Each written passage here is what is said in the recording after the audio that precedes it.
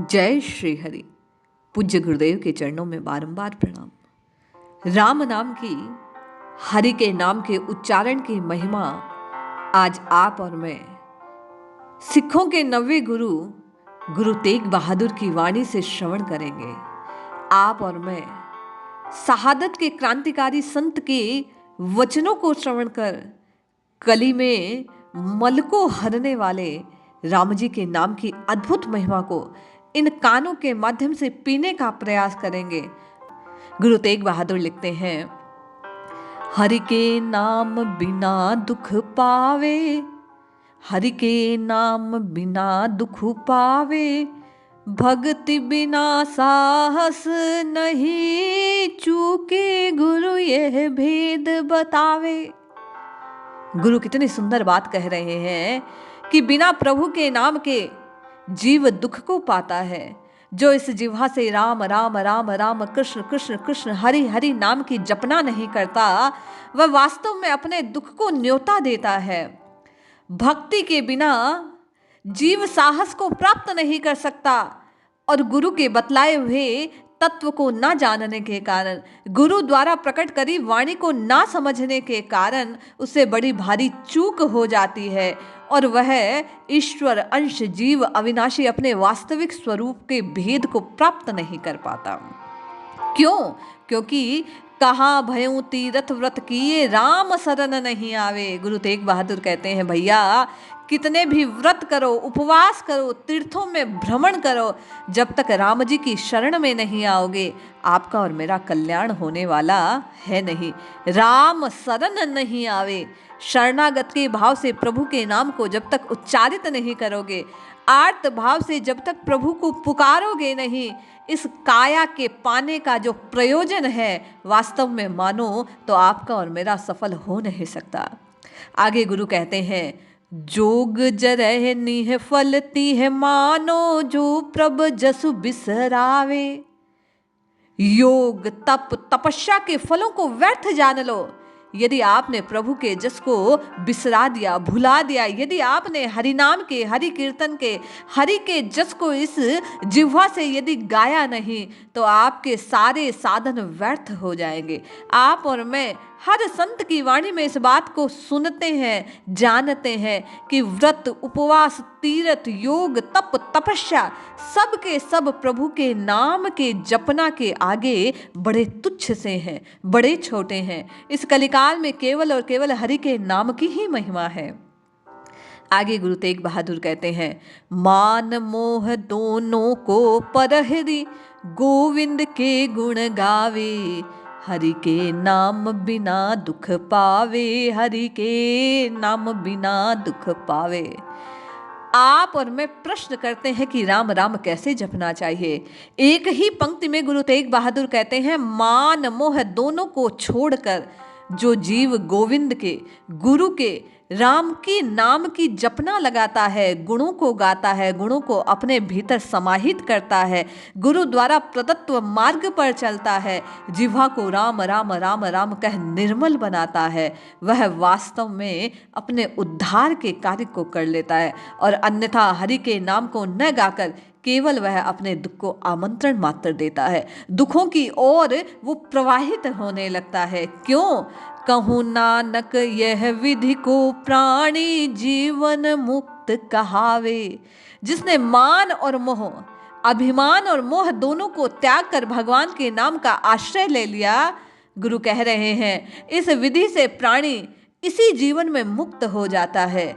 दुख और सुख का सबसे बड़ा कारण है मोह जनित जीव का अज्ञान से घिरे रहना, और जब मान और मोह दोनों त्याग देता है तो जीव अपने वास्तविक स्वरूप को प्राप्त कर देता है। गुरु तेग बहादुर कहते हैं कि जीवन मुक्त होने की, अपने स्वस्वरूप में लौटने की एकमात्र यही विधि है कि साधक माया और मोह का त्याग कर अपने इष्ट के नाम को बारंबार इस जिह्वा से गाने का प्रयास करें।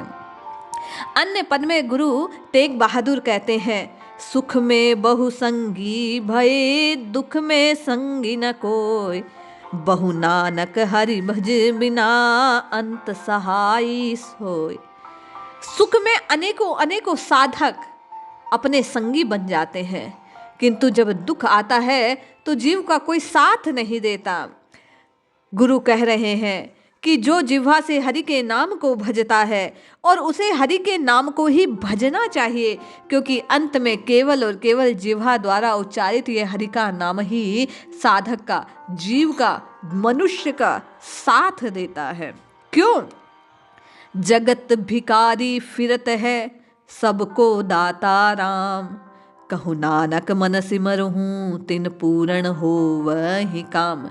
ये संपूर्ण जगत भिखारी के समान है, मांगता रहता है और प्रदान करो। जो मिलता है उससे और अधिक लोभ उत्पन्न होता है और अधिक पाने की लालसा बढ़ती रहती है।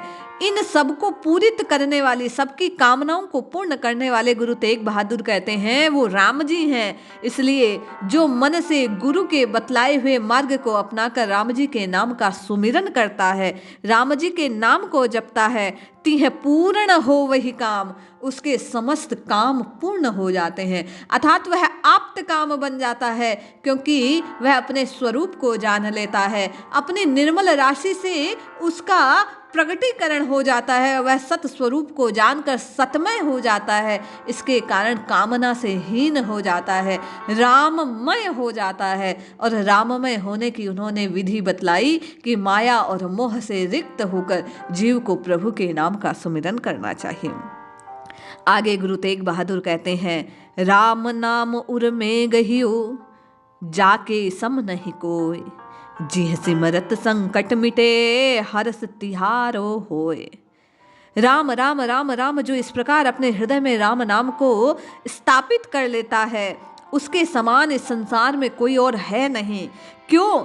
क्योंकि इस नाम को सुमिरन करने से, इस नाम को जपने के प्रभाव से, इस नाम को रटने के प्रभाव से जीव के समस्त संकट दूर हो जाते हैं और उस परम तत्व का उसे दर्शन होता है। दर्श तिहारो होय, वह अपने स्वरूप को जान लेता है, आप्त काम हो जाता है, ब्रह्मत्व से युक्त हो जाता है, अपने मूल तत्व का उसे साक्षात्कार होता है। और साक्षात्कार किसे होता है? जो प्रथमा अवस्था में इस जिह्वा से राम राम राम राम जपना प्रारंभ करता है, अपनी मुक्ति के लिए जिसने प्रयास करना प्रारंभ किया।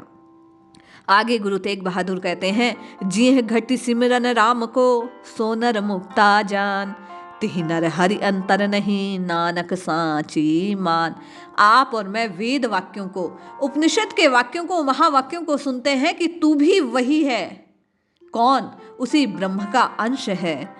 गुरु तेग बहादुर कहते हैं कि जिस घट में, जिस जीव द्वारा, जिस साधक द्वारा राम राम राम राम राम राम का स्मरण होना प्रारंभ हो जाता है, जपना प्रारंभ हो जाती है, जो नाम को रटना प्रारंभ कर देता है, उस जीव को मुक्त जानना चाहिए, क्योंकि उसने प्रयास प्रारंभ कर दिया अपनी मुक्तावस्था को प्राप्त करने का।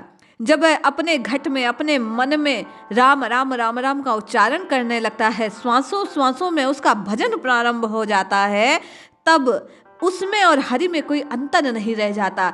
आप और मैं बाबा तुलसी की वाणी में श्रवण कर चुके हैं कि ईश्वर अंश जीव अविनाशी, वह वही है, उसी परम पिता परम तत्व का अंश है। यही बात गुरु तेग बहादुर ने कही कि गुरु में, उसमें कोई अंतर नहीं रह जाता, नर और नारायण एक हो जाते हैं। क्यों?